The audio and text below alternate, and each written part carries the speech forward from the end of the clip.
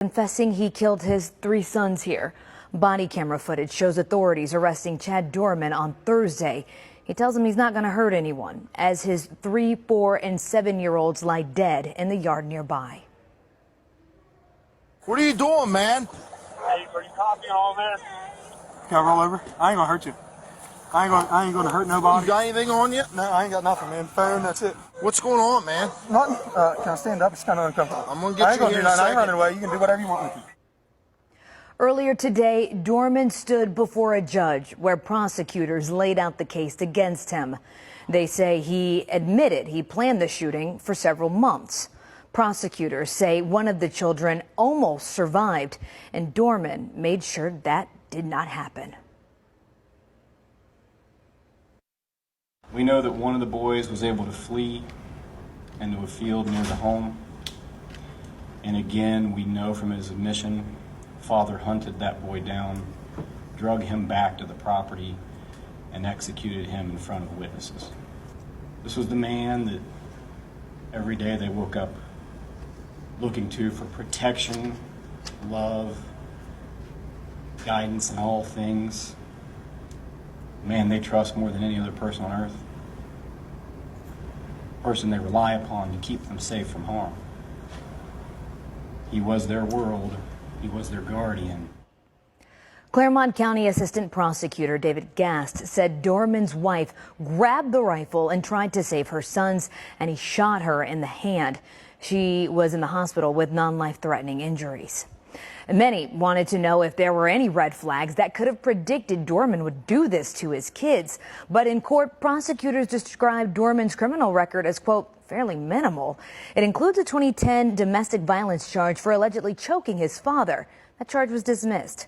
WCPO 9 I-Team reporter Craig Cheatham got a hold of Dorman's father by phone, but he declined to comment to us. Tonight, many in that community are just trying to make sense of all of what has happened thus far. WCPO 9 News reporter Sean Delancey was at a vigil for those boys where a local church welcomed anyone who wanted to talk. Sean? Yeah, Jasmine, for a lot of people, every new fact, every little detail is another punch to the gut. They say they simply cannot believe that an act like this could happen. Here at Connection Point Church, they say that being together right now is the best thing possible.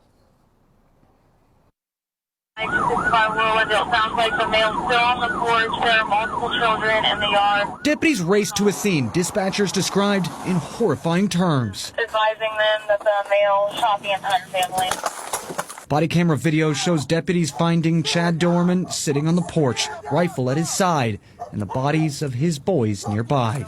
He's cuffed, and as he's led away, seems to have little on his mind about what he'd just done. Can you get the wallet out of my back pocket? Shut up, dude. A day later, many don't know how to process the profound grief left behind.